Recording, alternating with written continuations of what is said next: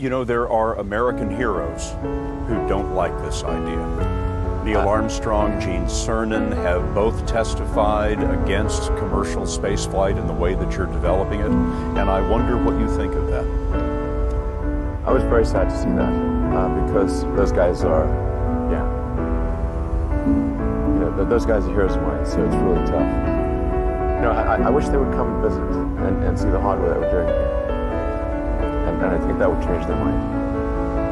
They inspired you to do this, didn't they? Yes. And to see them casting stones in your direction. It's difficult. Did you expect them to cheer you on? So they're hoping they would. What are you trying to prove to them? What I'm trying to do is to make a significant difference in spaceflight and help make spaceflight accessible to almost anyone. One of the most difficult choices I ever faced in life was in 2008. I think I had maybe $30 million left, or $30 or $40 million left in 2008. I had two choices. I could put it all into one company, and then the other company would definitely die, or split it between the two companies. But if I split it between the two companies, then both might die. When you put your blood, sweat, and tears into creating something, or building something, it's like a child. And so it's like, which one am I going to let one starve to death? I couldn't bring myself to do it, so I split the money between the two. Fortunately, thank goodness, they both came through. What was your biggest failure, and how did it change you? Well, there's a ton of failures along the way, that's for sure. As I said, for SpaceX, the first 3 launches failed. And we were just barely able to scrape together enough parts and money to do the 4th launch. If that 4th launch had failed, we would have been dead. So multiple failures along the way. I tried very hard to get the right expertise in for SpaceX. I tried hard to find a great chief engineer for the rocket, but the good chief engineers wouldn't join, and the bad ones, well, there was no point in hiring them. So I ended up being chief engineer of the rocket. So if I could have found somebody better, then we would have maybe had less than 3 failures. That 3rd failure in a row, did you think, I need to pack this in? Never. Why not? I don't ever give up. So many people tried to talk me out of starting a rocket company. It was crazy. One good friend of mine collected a whole series of videos of rockets blowing up and made me watch those. He just didn't want me to lose all my money. We're doing these things that seem unlikely to succeed, and we've been fortunate, and at least thus far they have succeeded. Now is the time to take risk. You don't have kids. As you get older, your obligations increase. And once you have a family, you start taking risk not just for yourself, but for your family as well. It gets much harder to do things that might not work out. So now is the time to do that before you have those obligations. So I would encourage you to take risks now. Do something bold.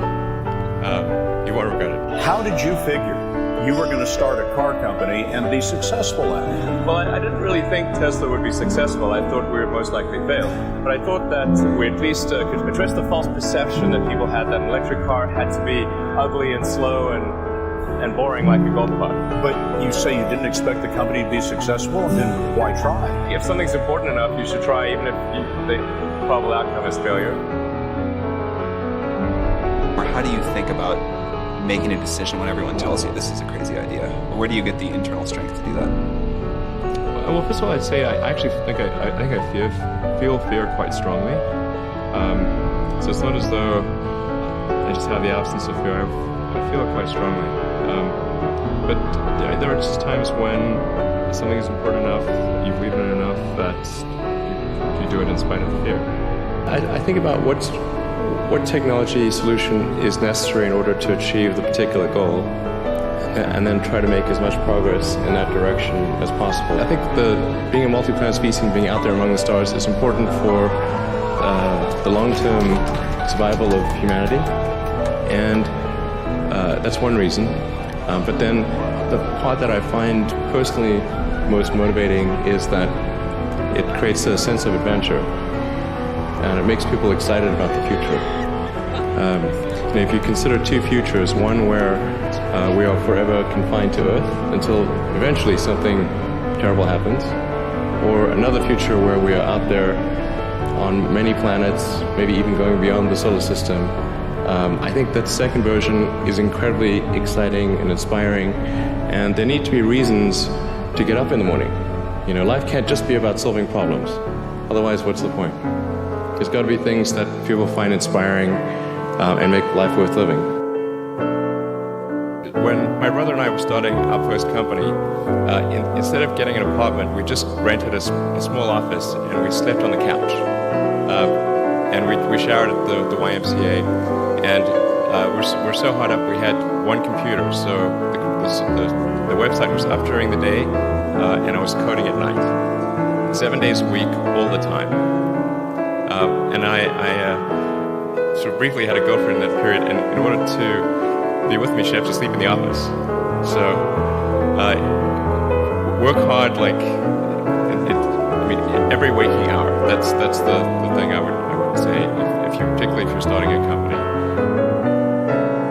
Whatever area that you get into, given that even if you're the best of the best, there's always a chance of failure. So I think it's important that you really like whatever you're doing. If you don't like it, life is too short. If you like what you're doing, you think about it even when you're not working. I mean, it's something that your mind is drawn to. And if you don't like it, you just really can't make it work.